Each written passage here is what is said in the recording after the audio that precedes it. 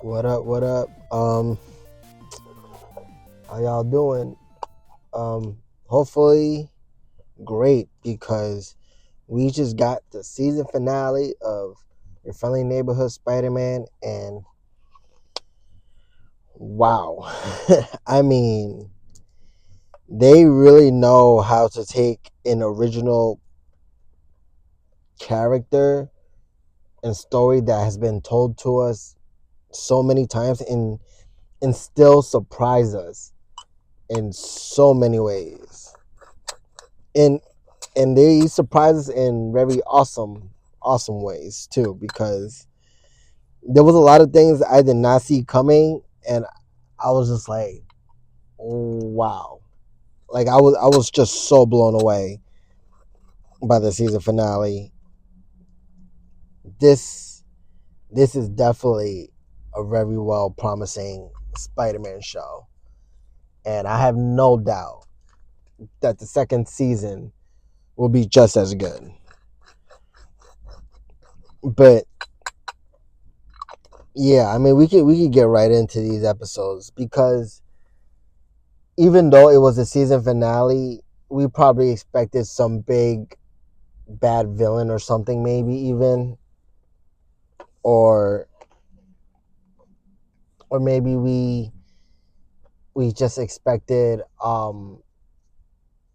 don't know, like a new villain to appear, but like a new big bad villain, whatever, something, I don't know, but it would have to be something they were setting up, and they weren't really setting up much other than the shady stuff that Norman Osborn was doing, which is, led to the end, which was that machine that he built. Um, yeah, let me get more into the first part of these two two episodes season finale, because yes, we got two episodes, not three, and it was good. I mean, two episodes seemed, you know, like a good amount. They should have dropped every two episodes instead of three in the middle, but you know, it was still good to get that much Spider-Man content. But we get the 1/10 gang trying to get the new, the tech from Otto Octavius, whatever. But obviously they got too late because he's already been busted. So then they try to steal it from the cops who are trying to, like impound it or whatever, I guess. And Lonnie's part of it. He's there, and he obviously, wants no part of it. He's like, yo, I don't want to hurt the cops, whatever, this, that. Things escalated so quickly because next thing you know, they they knock over the truck that has the tech, and then they try to go for it, but then the Scorpion intervenes, and next thing you know, it's another brawl down between the 1/10 gang and the Scorpion gang. And obviously this fight gets really out of hand. Scorpion has Big Don on the ropes to the point where, like, yeah, he's ready to kill this guy, and Big Don is like acting like he's in some sort of like like backyard playground game where he's like, I quit, like timeout. And Scorpion's like, nah, this is the real deal. You about to die. But, he gets saved by another other than Spider-Man. And at this point, Big Don's like, all right, I'm probably in over my head here. And he bounced, he ditches his gang. He's like, screw it, I'm on my own. He's like, fuck this. So then now Spider-Man's in this fight with Scorpion, and you got Spider-Man almost having like this PTSD thing going on. Like he's obviously nervous about going up against Scorpion again, thinking he's gonna fuck up. But he's trying to be focused. He's trying to, like, I guess, remember what Norman Osborn was telling him. So and he probably feels more confident with that new suit, because him coming in with that suit is just it's just A1. Like that suit it looks so amazing on screen, and it just pops. Like that suit just, maybe it's because of the colors, but that suit just pops. It looks so amazing, and I love it. It has like these little, the bottom parts of the feet. I thought they would just be red, because that's how it always looked. But they actually added like a little design on it that looks like the bottom of a shoe, where he might have like better grip or something. I like that they added that little touch in there. Adding small stuff like that to an original suit, that I'm fine with. That still looks so amazing to me.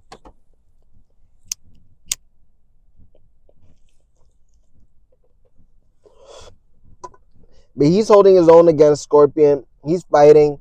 He's doing pretty good.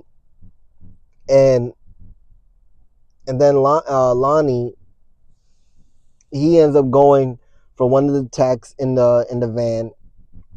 When he finally gets a chance to get in, he's looking for something, anything, and then he comes across this canister that he spills. I think gas comes out. We know where this is going. We know what this is gonna do to him. So Spider-Man breaks him out of there, and then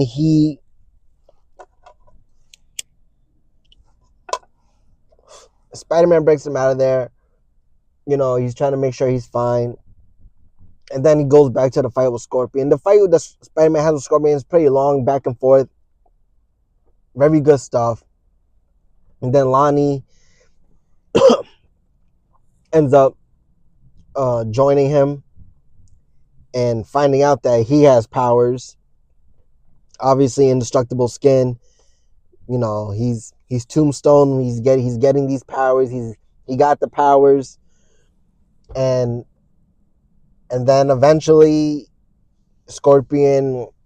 Spider-Man thinks that Scorpion kills him by burying him under a bunch of stuff, and then Spider-Man gets mad to the point where Norman's in his head. He's hearing the voice that Norman's advice. Peter's hearing the voice of Norman Osborn of the advice that he was giving him, and while he was hearing that, he was just beating this, just beating the Scorpion senseless, and and then Scorpion was, he was gonna give in, not give in, but like he was kind of out. Spider-Man kind of won, and then he was gonna take a step further and actually stab him with his own, stinger, and it was a very Spider-Man No Way Home moment where he had the Goblin's glider and he was gonna stab him with it, and then this one was kind of gonna do the same thing. Instead, obviously that one, he had the Tobey Maguire Spider-Man stopping him, telling him in good reason, and in this one, he had Lonnie that obviously was okay, that came out and tried to tell him like, "Yo, no, you're no better than him." Like, I never thought that he'd be the one to, be the voice of reason for Spider-Man to do the right thing. And he was about to do the evil thing because of what Norman told him, with the whole, with great power comes great respect. That's what made, obviously if it was responsibility, he wouldn't have done that. But Norman was teaching him you kind of see the effects of Spider-Man under the influence of Norman Osborn, because he was going down a very dark path for, right there almost. But it was good that Lonnie stopped him. It was very unexpected. It was nice to see Spider-Man almost go down the dark path, and then coming back from that, I always like seeing Spider-Man, you know, coming back from almost crossing that line. And then yeah, there was a moment where Spider-Man saved Nico, and Nico knew it was him because this that, and they kind of made peace with with each other, with Nico being like, I understand why you kind of kept that a secret, this that. I was like, all right. So it was good that they kind of made terms with each other, and then we get into like the second part where, and that's the thing, that episode was like very, yeah, Scorpion's the villain. He obviously has a new suit, which I like. It was almost like an insane asylum with the mouthpiece. How the insane asylums have like, but it was a really nice suit. Maybe they might even improve it even more in the second season. Who knows? but but then we got the last episode of the first season, and it was somewhat big in terms of what they revealed to us.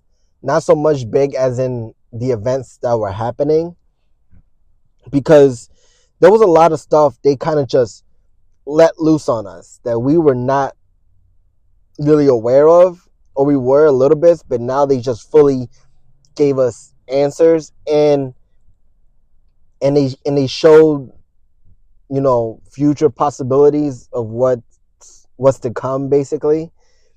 So it was a very nice episode, and what I love about these episodes, I probably haven't noticed because sometimes I would skip the intro and sometimes I wouldn't, but most every episode probably has its own art cover, looking like the cover of a comic book, and it's a different one every time. And the one for the last episode was the him in the final suit, which that cover just looked, that looked amazing. I would definitely get a poster of that. So that's really awesome. And then yeah, we get in the second part where it focuses more on Norman now, on I guess the shady stuff that he's been doing. How he basically had the interns on each stuff that they were doing to create a giant portal. He brings them all in to show them. Some of the other scientists didn't even know, like Connors. I think she was probably the only one that was kind of out of the loop. Um, but yeah, he shows this whole portal thing. He opens the portal and it has Peter questioning, like, I didn't know about this. Why are you even doing this? And Norman's just, he's out to explore his horizons, I guess. But he's always going into territory he's unaware of, because obviously he's interrupted by Doctor Strange, the return of him. It was actually good to see him come back again, especially with like the magic stuff that he does. Like it's pretty cool. And then yeah, he's warning Norman not to do this, that.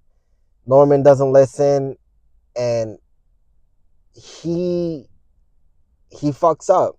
He, like, and he always tries to do this, like, put the blame on someone else. Like, he wants to play the blame game and blame Doctor Strange for what happened at Midtown. And Doctor Strange is all like, I never been there. And you're kind of questioning, like, was that another, alternate universe Doctor Strange or something? But it wasn't until the middle of the fight where Doctor Strange has the time stone. This version of the Doctor Strange has the time stone, not like the one in the MCU where he gave it to Thanos and then ended up being destroyed later on.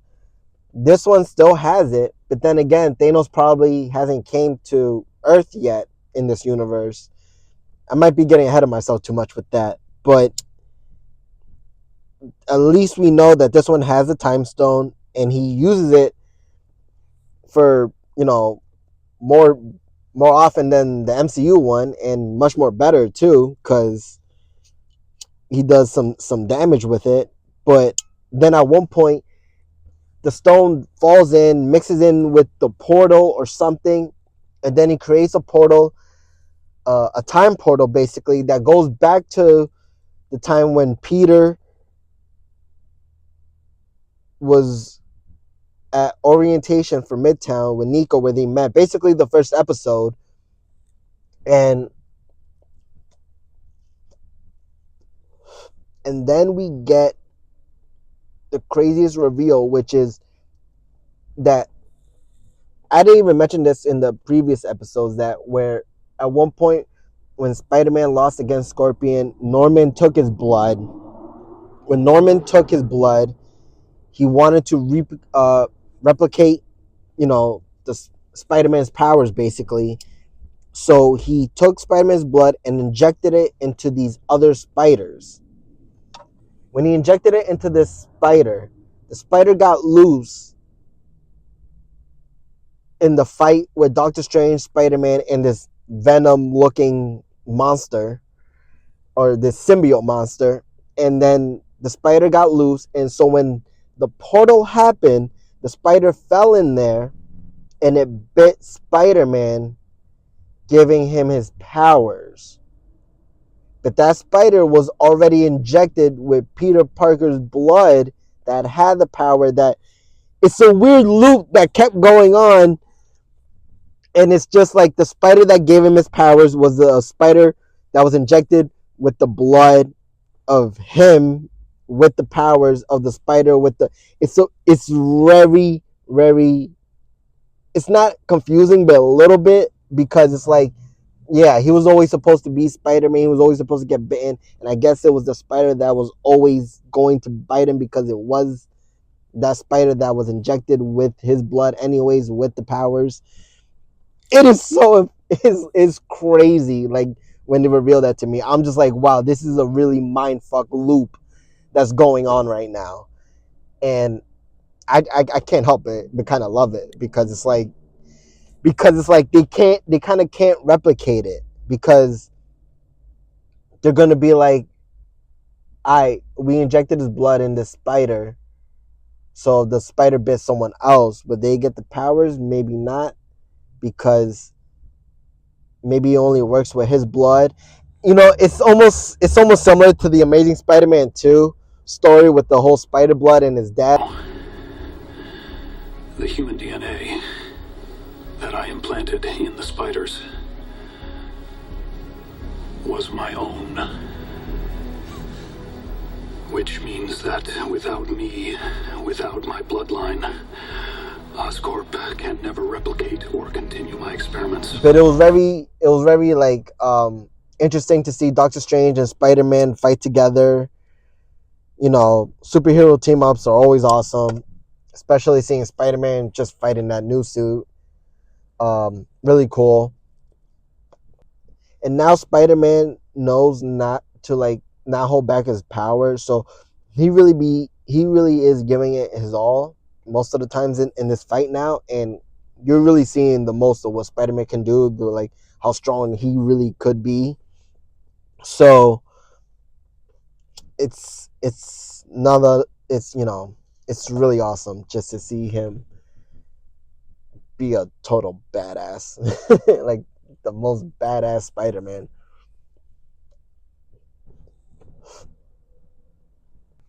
And then eventually we get the moment of all these symbiote monsters trying to come through the portal now, and then Spider-Man obviously saving the day by being heroic, pulling the machine down.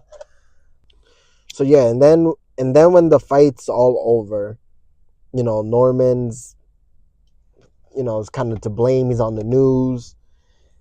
Harry's kind of okay with it, whatever. And then like an epilogue of the season, I guess, which closes doors, opens doors, because we get Otto Octavius in prison working on his arms. So season 2, hopefully we get Doc Ock. We get Harry giving Peter advice that, well, Peter calls Norman saying he wants to do his own thing, kind of, he didn't feel right, you know, doing it the way Norman would have done it probably. So it was good that he understood what was wrong working with Norman, especially considering the secrets that he holds. And then we get Peter creating this new business, I guess, or I don't want to say like operation, but yeah, actually, the Worldwide Engineering Brigade, Web, ironically. But yeah, that's pretty cool. I don't know if that was something that was ever done in the comics or whatever, but like, I was almost thinking, oh, Parker Industries, but he doesn't do that until his college years, I guess, or something. I don't know. But that's really cool because him and Harry are obviously trying to start that, web, and then Harry wants to bring in some members, and he has a list behind him where I'm pretty sure a lot of people were looking at this list and they were like, wow, those are probably some big names. Well, guess what? Most of them are. I mean, some of them are there for they're like comic artists, directors, artists, illustrators, just staff basically. But the ones that we do know are Amadeus Cho, obviously the Hulk or Iron Spider-Man, and he actually deletes the message and stays with Oscorp Industries. So he was always, everyone else was all like, I didn't know Norman was doing this machine thing, whatever. But Amadeus Cho was like, I kind of knew, and I was okay with it. So it makes me think that he might go down like not a hero path, maybe. I don't know. It's a new storyline, so anything can go with these characters. But whether or not he still becomes the Hulk, or we'll see. Then we got Asha. They never really put a last name for her, which is weird. Like, we don't know much about this character, but she was down for the cause. She accepted the message, and the other one, Jean Falcao, whatever, uh, she was kind of undercover there as Fisher, who, like I said before, she's possibly Taskmaster's daughter, but in this show she is Daredevil's psychic, and it's pretty cool that she has the outfit already. She's obviously probably really skilled, and we saw her in previous episodes snooping around, not really sure what she was doing, but now we kind of know that she was, getting intel, I guess, for Daredevil, and she's going to continue to do that probably undercover in web. So I would assume she might accept, Harry's invitation. And then the other characters we got were Max Dillon, who we know who is Electro, so that'll be interesting to see him. We got Ty Miranda, who she is a girl in a wheelchair, and she's apparently really smart. A character I have no idea who this is. I had to look this up, and yeah, she works for Girl, which is abbreviated for I forgot what, GIRL. But it's like a team of, I guess, very smart women. Oh, in that field. So something I'm not really familiar with. That must be something in the new Marvel, but maybe something they'll show in the Spider-Man show. Who knows? Because someone else on that list was Priya. I can't say the last name. I'll probably butcher it. But she is also a member of Girl, and apparently she has powers where she controls plants almost similar to Poison Ivy. And I'm not sure if she's, I would assume she's a hero, not really a villain. So it would be nice to see if most of these people on the list actually come into play. And then we got Ned Leeds, who we know from the MCU, probably, probably someone they knew Peter knows from school that he met already. So maybe that's why you put him there. Someone else was Kaiden Nixon. Not really sure. I think that's how you say the name. But the only thing I got from this was it's a mutant and their power is time acceleration. So very interesting. These are names that are on the board, and whether or not they'll end up being these characters, we'll see. Another one is Ripley Ryan. He is considered an anti-hero known as Star. And one thing about this is that he's the barrier of the reality stone. So they showed the time stone already. So for him to probably hold the reality stone, and this being a time where Thanos hasn't showed up yet, these Infinity Stones are probably out there. And if he has a reality stone on him or something, and they want to incorporate Infinity Stones in a Spider-Man show, that'd be pretty awesome. But and then the last person we got is Diane Jenkins, who apparently pretends to be Spider-Woman in order to get Jessica Drew's attention, the real Spider-Woman. And I have no idea what's her deal either. So whatever happens with these characters, whether or not they'll show up in season 2, whether they were just there on the list to be there, but that's a lot of interesting new players in a Spider-Man world. So it'll be really, really actually really cool to see that. Other stuff that they showed in the epilogue was Aunt May visiting a man in prison. And we get this whole, who is this person? Who is Aunt May visiting in prison? And as that camera slowly goes up and it says, what did it say? P. Parker? Or I'm pretty sure it was an R because Richard Parker end up, which is Spider-Man's dad, because he says, how's my son doing? So that's new also, because why is he in prison? What the fuck did he do? Like, I need answers. Like, there's a lot of new stuff they're incorporating in this new Spider-Man show that's setting up for season 2 to be really interesting and for us to want to know more. And I'm just getting more hooked in with it.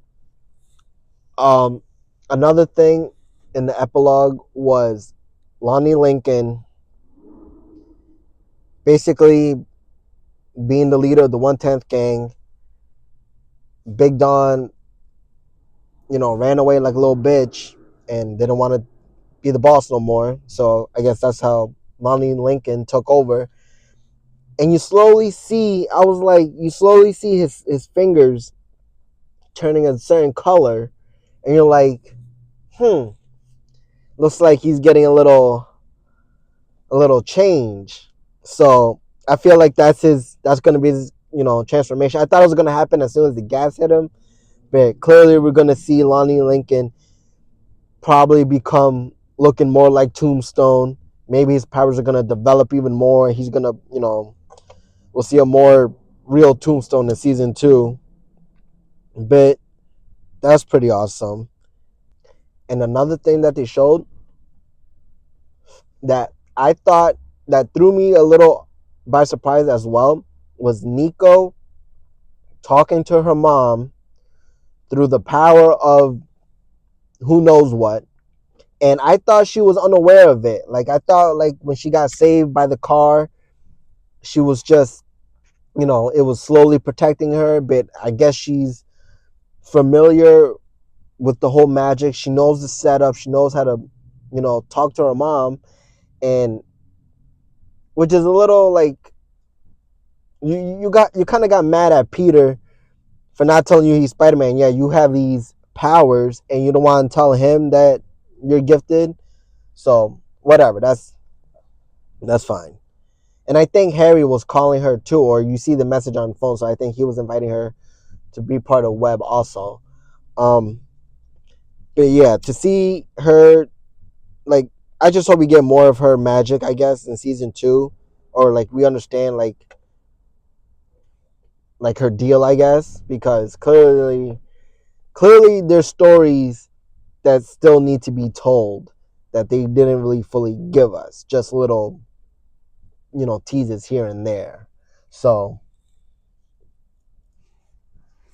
it'll be really nice to see a lot more stuff get, revealed. But this show is amazing. This show is really up there, and on the Spider-Man list of Spider-Man shows. And and if you haven't seen any of these episodes, oh my god, binge watch all that shit, and it would be like a Spider-Man animated movie, almost, but like, yeah, like an origin story. But it's amazing. It is truly one of the the best shows I've, one of the best Spider-Man shows we have gotten in a while. Though I did like the recent one, but this with the animation and the way the suit, the costume looks, it's just, and the way the stories, they're giving us like a new twist with the story, which I'm for. Like I've seen the original, Spider-Man story of this happening, that happening. So it's really awesome to see a whole new side of Spider-Man in close to MCU world, but not really, because when Norman was trying to create the portals, he mentions Thor in Mexico, which is referring to the Thor movie, and he mentions what other portal? He mentions Thor and I guess Doctor Strange. Probably Doctor Strange. Norman's a little paranoid, which is his reason for doing what he did, I guess. But then we also get Norman in a boardroom, basically revealing the shady stuff that he's been doing, if not even more, because we obviously have one person controlling the interns. We have another person controlling the stuff they stole from Dr. Otto Octavius, obviously. And then we got one other person who's working on his goblin gear with the glider and other stuff, probably pumpkin bombs. So we see Norman's hand, but not all of it, because we also see him going back to the scene of the crime and finding that one little piece of symbiote that's there, which is which got cut off right before the monster left, leaving a little bit in his, in his world. And you're just like, yep, black suit, Venom, we're gonna get that. We're gonna get that, hopefully in season 2. If not, maybe parts of it in season 2 that could lead up to it in season 3. I don't know. I mean, maybe we'll be lucky enough to give you more episodes in season 2 than season 1. But we've seen something like this before in the PS4 game, where Norman Osborn had had um had custody of the symbiote, which led to, I guess, Harry being Venom, which they might end up doing here since Oscorp, has the symbiote. Maybe Harry ends up getting it, but I kind of hope that, since they have the old school aesthetic a little bit in this, that they could bring in an Eddie Brock and have him be Venom. New storyline maybe with how he's in this world. Maybe he doesn't have to work for J. Jonah Jameson or whatever, or that, but maybe have the symbiote be with Eddie. Like that, that would be cool. I mean, to see this version of Harry have the symbiote, I don't know if I would. I don't know how I feel about that. But there was a lot of stuff in the show that turned me around. So I would not be surprised with how they amaze me. But yeah, definitely watch this show. It's been really fun just talking about it, honestly. Whether how many people listen or not, it's been so fun talking about it. It's been good for me to just get it off my chest, to just talking about an amazing show. This show is so awesome. I love the fighting. I love how it looks. At the end, we kind of got like a little swing scene, which was so awesome also. And yeah, I can't wait for season 2. Like, I hope they don't make us wait long for that. And I'll have other stuff to talk about.